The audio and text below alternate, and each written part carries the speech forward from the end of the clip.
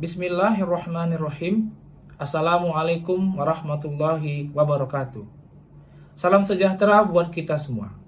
Perkenalkan, nama saya adalah Andre Hasudungan Lubis. Saya adalah dosen tetap yayasan pada program studi Teknik Informatika Universitas Medan Area. Tujuan dari pembuatan video ini adalah sebagai bentuk pernyataan diri dosen dalam unjuk kerja Tridharma Perguruan Tinggi atau disingkat PDD UKT PT pada bidang pengajaran.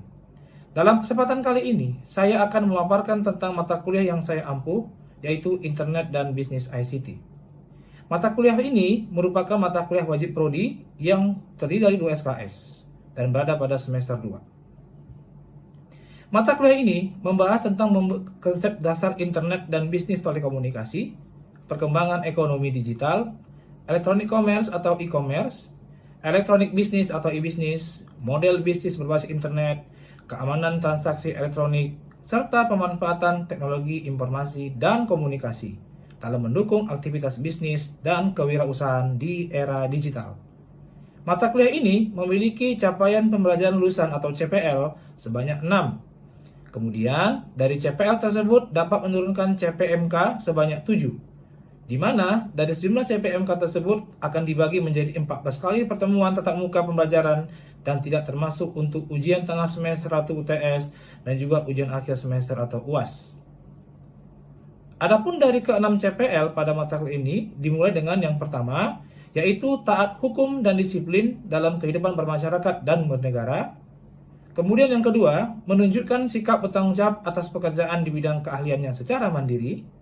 Ketiga, mahasiswa diharapkan untuk mampu mengkaji implikasi pengembangan atau implementasi ilmu pengetahuan teknologi yang memperhatikan dan menerapkan nilai humaniora sesuai dengan keahliannya berdasarkan kaidah, tata cara, dan etika ilmiah dalam rangka menghasilkan solusi, gagasan, desain, atau kritik seni.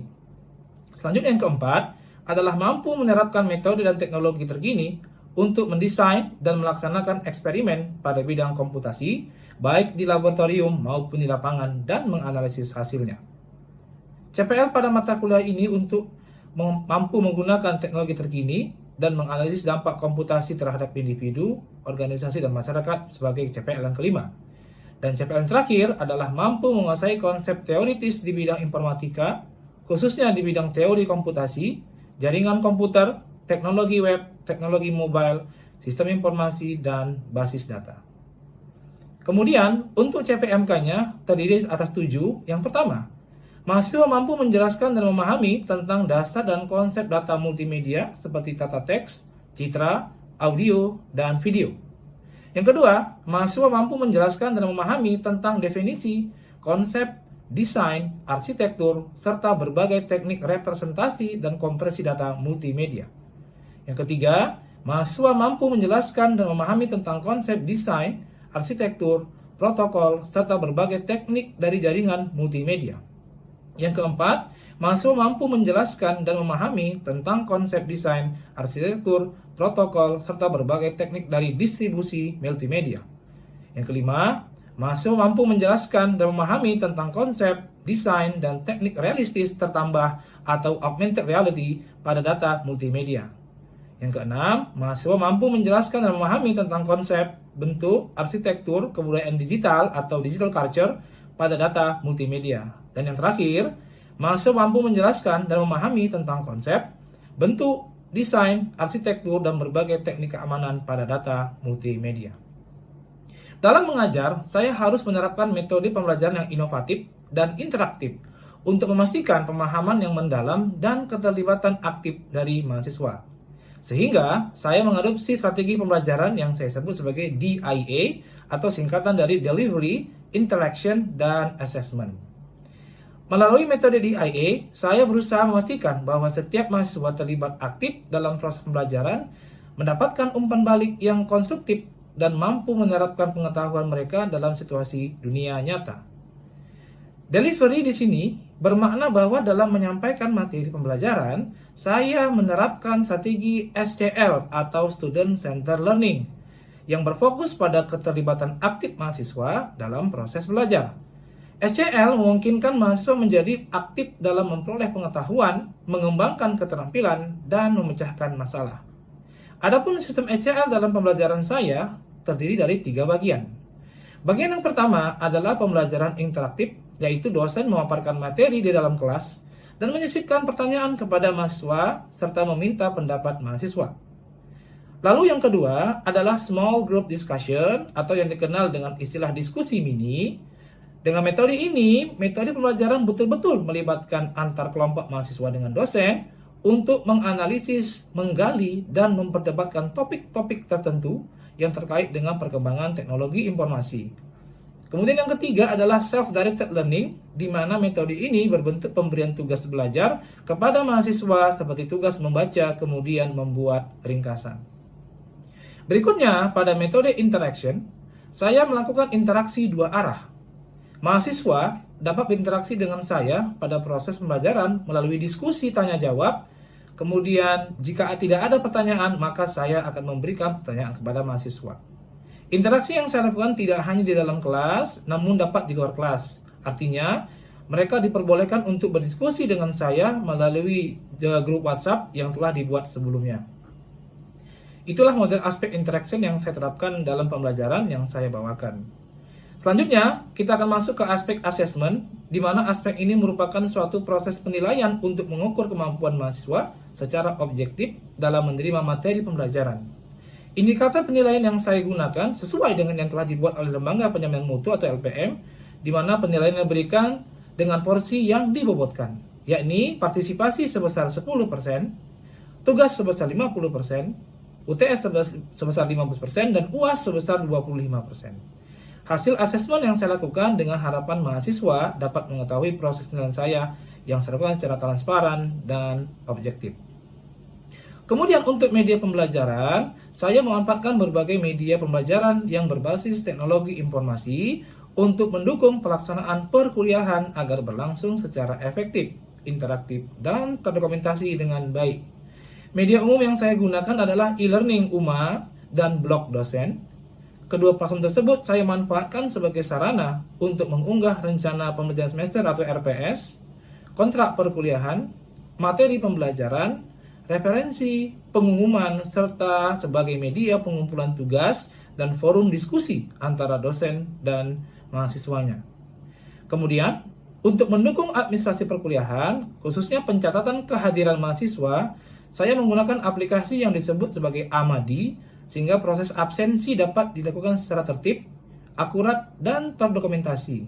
Selain itu, dalam mendukung pembelajaran sinkron maupun kolaboratif, saya juga memanfaatkan Zoom Meeting, Google Classroom, dan Google Meet sebagai media pembelajaran tambahan. Platform-platform tersebut digunakan untuk penyampaian materi, diskusi, presentasi mahasiswa, sesi tanya-jawab, serta bimbingan akademik apabila pembelajaran dilaksanakan secara daring atau hybrid. Melalui pemanfaatan berbagai media pembelajaran tersebut, saya berupaya menciptakan proses pembelajaran yang fleksibel, mudah diakses oleh mahasiswa, serta mampu meningkatkan interaksi antara dosen dan mahasiswa. Dengan demikian, mahasiswa tidak hanya memperoleh materi secara sistematis, tetapi juga memiliki ruang untuk diskusi, kolaborasi, dan mengembangkan kemampuan belajar secara mandiri melalui teknologi digital. Hasil asesmen yang saya lakukan dengan harapan mahasiswa dapat mengetahui proses yang saya lakukan secara transparan dan objektif. Sebagai penutup, itulah tadi aspek yang saya terapkan dalam proses pembelajaran dalam mata kuliah saya yang saya lakukan, yang terdiri dari aspek delivery, interaction, dan assessment. Berikutnya, saya akan menampilkan proses pembelajaran yang saya lakukan di kelas. Selamat menyaksikan dan terima kasih. Wassalamualaikum warahmatullahi wabarakatuh. Baik, bismillah. Assalamualaikum, selamat pagi semuanya. Salam sejahtera bagi kita semua. Kita berjumpa kembali pada mata kuliah Internet dan Bisnis ICT. Dan hari ini adalah pertemuan kita yang ke-9. Seperti biasa, sebelum kita mulai belajar, marilah kita berdoa terlebih dahulu. Silakan Komting untuk memimpin doa. Baiklah, sebelum kita memulai pembelajaran kita pada hari ini, mari kita berdoa menurut agama dan kepercayaan kita masing-masing. Doa dimulai.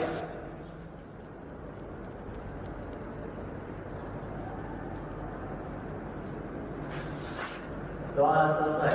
Terima kasih Komting. Nah, bagaimana kabarnya hari ini, sehat? Alhamdulillah. Bagaimana tugas yang kemarin dari kumpul ya? Oke. Nah, sekarang kita masuk pada materi yang berikutnya, yaitu tentang bisnis telekomunikasi dan e-bisnis ya. Untuk itu kita mulai. Bismillah.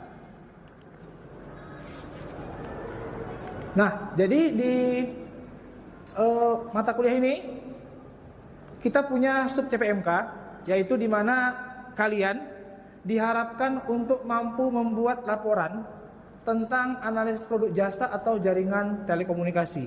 Jadi goalnya nanti kalian mampu membuat sebuah laporan tugas nantinya tentang bagaimana produk jasa ataupun jaringan telekomunikasi. Di sini sudah saya sediakan QR code agar kalian nanti bisa mengakses daripada materi ini via e-learning ya. Silakan nanti kalian scan, kemudian bisa diakses ke dalam aplikasi e-learning UMA. Nah, kita mulai dulu. Yang pertama adalah telekomunikasi. Jadi telekomunikasi itu sudah datang dari dua kata ya. Yang pertama namanya tele, satu lagi namanya komunikasi ya. Tele itu kalau dalam bahasa Indonesianya kita bisa bilang ini adalah jauh ya. Sedangkan komunikasi adalah pertukaran informasi ya, pertukaran informasi. Maka kalau kita gabung kedua kata ini menjadi telekomunikasi, yaitu adalah pertukaran informasi yang bentuknya bisa berupa suara, teks, gambar, data audio maupun video, namun melalui jaringan yang disebut dengan komputer ya. Bukan macam kita mengirimkan surat, seperti kirim surat ke kantor pos, itu kita belum bisa dibilang telekomunikasi. Kenapa? Karena di sini dikatakan bahwasannya mereka harus melalui jaringan berbasis komputer. Jadi telekomunikasi itu adalah proses komunikasi informasi menggunakan alat elektronik ya. Kita bisa gunakan handphone, kita bisa gunakan komputer ya, yang tentunya dengan menggunakan jaringan internet yang secara geografis jaraknya itu bisa dari satu lokasi ke lokasi lain. Jadi misalkan kalian punya keluarga di luar kota, kalian bisa bertukar informasi berupa misalkan video call ataupun teleponan, itu merupakan bagian dari si telekomunikasi. Nah, jadi dalam telekomunikasi ini ada yang disebut dengan sinyal ya. Sinyal itu ada dua. Yang pertama adalah sinyal digital, di mana sinyal digital ini adalah sinyal yang merepresentasikan informasi sebagai angka biner ya. Beda dengan analog, yaitu sinyalnya dari pemanfaatan gelombang elektromagnetik. Ada yang masih ingat nggak tentang sinyal digital itu ada yang berbentuk angka biner? Angka biner biasanya angka apa aja? 0 dan 1 ya. Jadi kalau kita bisa melihat kira-kira gambarannya seperti ini. Ada satu alat yang disebut sebagai modem ya, adalah alat untuk menerjemahkan sinyal digital ke sinyal analog dan sebaliknya.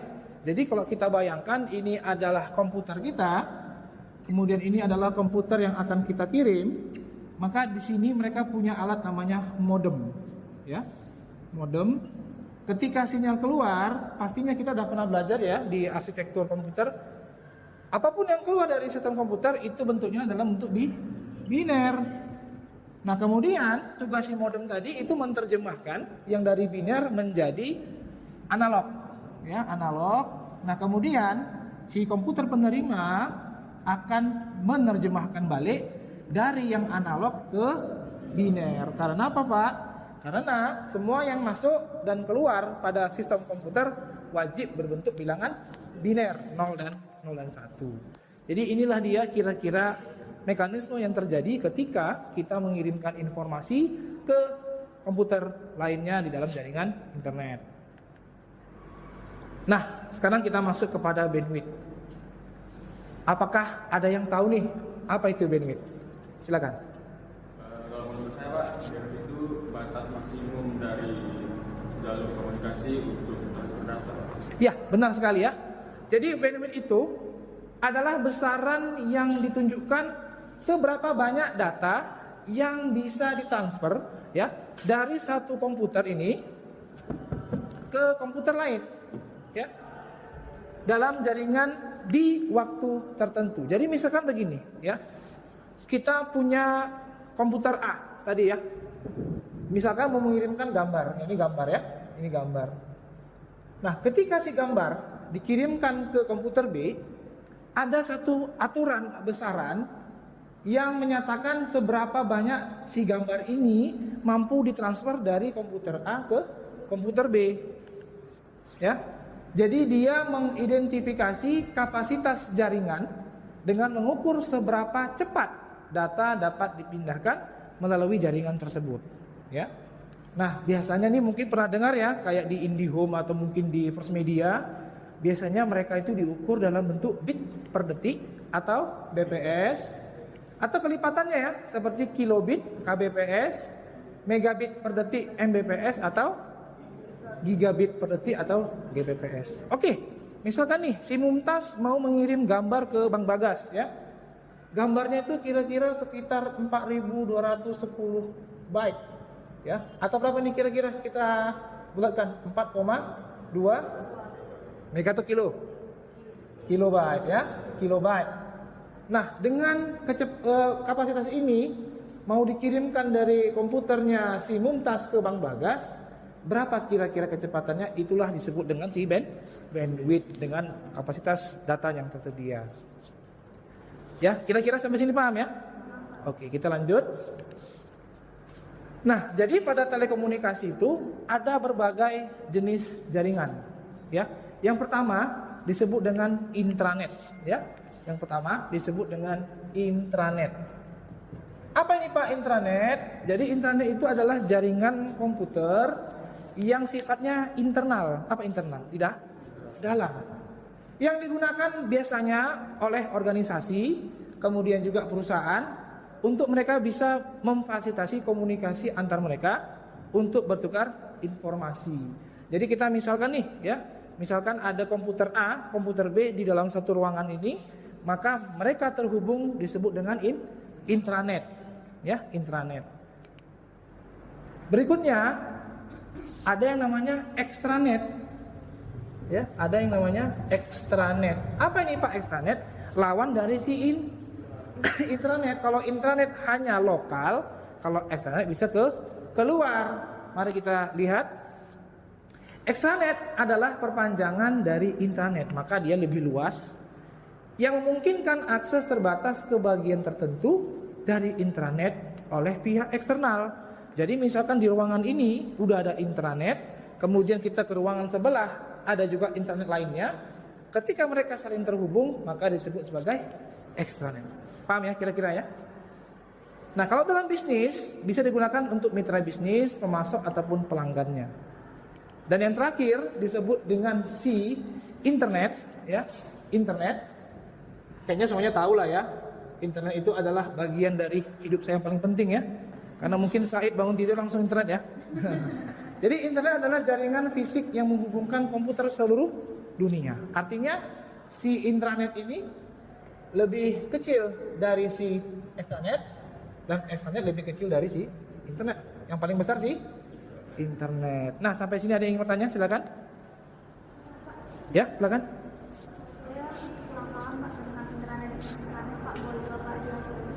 Oke, saya akan jelaskan kembali bagaimana sih konsep daripada si intranet dengan extranet ya.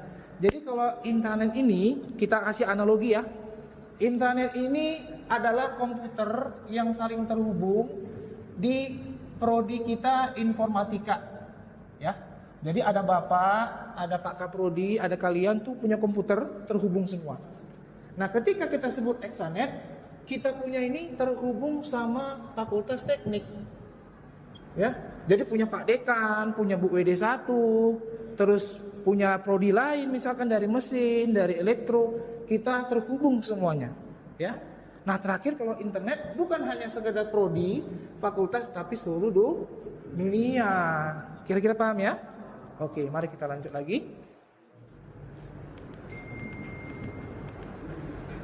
Nah, tadi udah bahas tentang telekomunikasi. Sekarang kawannya nih, e-bisnis, ya. E-bisnis. Biasanya kalau udah kata ada I di belakang atau E, itu apa nih bayangan kalian? Elektronik ya. Nah kalau ada kata E dengan bisnis, maka kita bisa mengartikan dia adalah suatu pelaksanaan dan pengelolaan proses bisnis, ya. Namun dia harus menggunakan komputerisasi, yaitu penggunaan teknologi komunikasi dan komputer. Pak, maksudnya gimana Pak? Kan gitu ya. Kita bayangkan, mungkin dekat sini ada pasar ya, namanya pasar EMTC ya. Jual cabai, jual sayur kan begitu ya. Apakah mereka menggunakan internet? Kayaknya enggak. Kita datang, kita ambil, kita bayar, kita beli, selesai. Apakah e-bisnis? Tidak.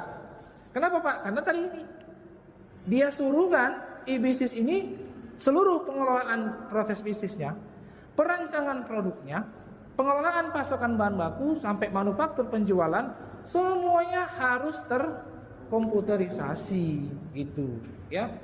Bisa juga salah satunya gitu. Tapi ya kalau kita bayangkan kita beli cabai atau mungkin beli bawang di pasar, ya tentunya bukan sebuah e-bisnis gitu ya. Jadi dia harus meliputi penggunaan TIK atau teknologi informasi dan komunikasi untuk melakukan semuanya prosesnya. Paham ya kira-kira ya? Oke. Jadi secara umum e-commerce adalah segala bentuk transaksi perdagangan barang atau jasa dengan menggunakan media elektronik dan komputer. Nah, ada lagi nih yang terakhir, namanya digital business. Ini gimana lagi nih Pak? Kalau digital business adalah praktik bisnis yang secara keseluruhan. Tadi saya sampaikan ya, kalau misalkan dia e-bisnis itu hanya beberapa penerapannya. Tapi kalau dia udah si digital business, maka dia harus seluruhnya pakai teknologi, ya. Tidak berbatas hanya pada aspek perdagangan elektronik, tapi juga transformasi digital secara menyeluruh, mulai dari operasi bisnis, pemasaran, layanan pelanggan sampai dengan inovasi produk. Jadi Pak, kalau misalkan ada ibu-ibu jualan di pasar, pakai dia media sosial Instagram untuk jualannya Pak, apakah dia digital bisnis? Tidak. Tapi kemungkinan dia merupakan bagian dari e-bisnis. Mungkin dia sharing informasi harga cabai sekian di media sosial. Termasuklah dia e-bisnis, tapi bukan digital bisnis. Ini gimana Pak? Jadi kalau udah digital bisnis akan menggunakan teknologi seperti AI atau kecerdasan buatan, IoT ya, Internet of Things, serta adanya data analytics dan keseluruhannya merupakan platform digital, ya.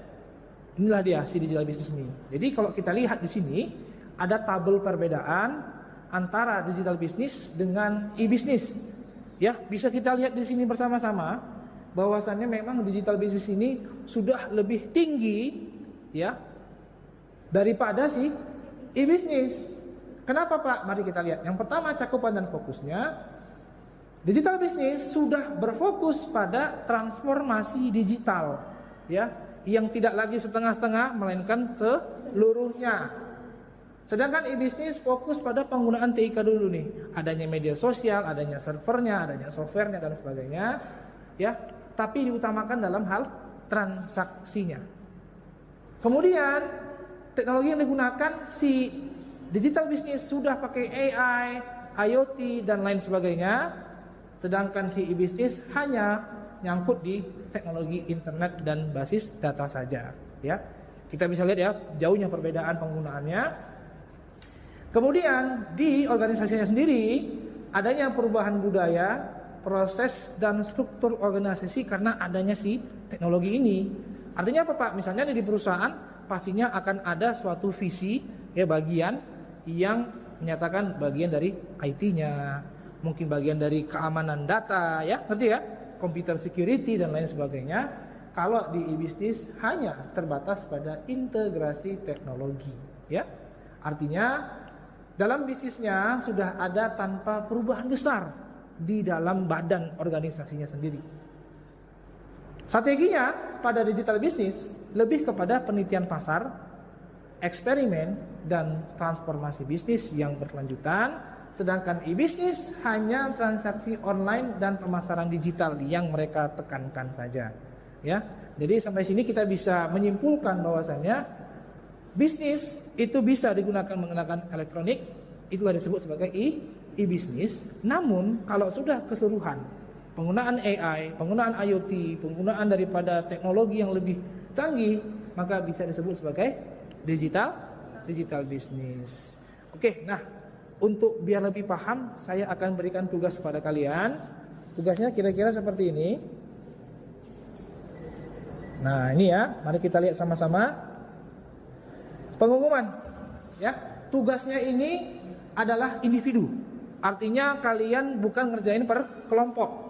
Masing-masing punya tugas masing-masing. Dan nanti tugasnya itu harus dibuat dalam format PDF. Ya, jangan Word ya, saya nggak mau ya. Harus dalam bentuk PDF. Dan kalian wajib menuliskan nama dan NPM. Di mana nama NPM dituliskan ataupun diketik pada halaman depan, dan kalian punya deadline sampai dengan tanggal 1 Agustus 2026. Ya, jangan lupa ini catat ya. Dan tugasnya nanti dikirimkan ke grup WhatsApp serta di e-learning, ya. Jadi saya buat 2 kali, kenapa? Supaya ada backup. Di WA bisa saja terhapus atau error, di e-learning kesimpan dengan aman, ya. Nah, gimana tugasnya, Pak? Jadi kalian akan memilih dari salah satu topik ya. Ada kuliner, ada fashion, ada produk kecantikan, elektronik, otomotif, dan travel. Coba saya tanya sama kamu, kira-kira ini mana nih kategori yang mau kamu pilih? Elektronik ya. Oke, catat. Kemudian Anda diminta untuk merancang infrastruktur digital. Jadi seandainya nih Anda memiliki sebuah perusahaan, kemudian daripada salah satu bidang ini, Anda akan merancang infrastruktur digital bisnisnya, ya.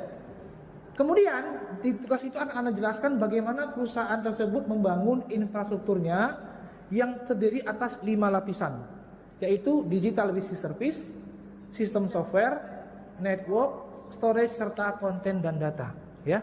Jadi lengkap nih. Bab 1-nya adalah digital business service, bab 2-nya sistem software, dan sampai ke bab 5. Paham ya kira-kira ya? Oke. Nah, pada setiap lapisan Anda diharapkan menjelaskan komponen teknologi yang Anda gunakan. Ya. Misalnya softwarenya apa, servernya bagaimana, kemudian misalkan kayak networknya, jaringannya bagaimana, itu Anda jelaskan ya di dalam tugas itu. Fungsi dari masing-masing komponen serta alasan Anda memilih daripada komponen tersebut. Sebagai contoh misalkan Komting, dia mau pakai misalkan softwarenya itu kita sebut aja ya contohnya ya, Tokopedia misalnya tadi kan. Nah, itu untuk apa fungsinya? Dan kenapa kamu pilih itu? Ya. Misalkan lagi tadi Iin, misalkan ambil contohnya komponennya ya, dia akan menggunakan server ya. Servernya untuk apa? Alasannya bagaimana, dan itu harus Anda jelaskan di dalam tugas. Oke. Nah, ini dia tugasnya. Saya harap semua kalian bisa memahaminya. Kira-kira ada pertanyaan tentang tugasnya? Aman ya? Oke. Nah, inilah perkuliahan kita pada hari ini. Untuk itu mari kita tutup dengan doa. Silakan Komting. Baiklah, sebelum kita mengakhiri pelajaran kita, kita berdoa untuk agama dan kita masing-masing. Doa dimulai.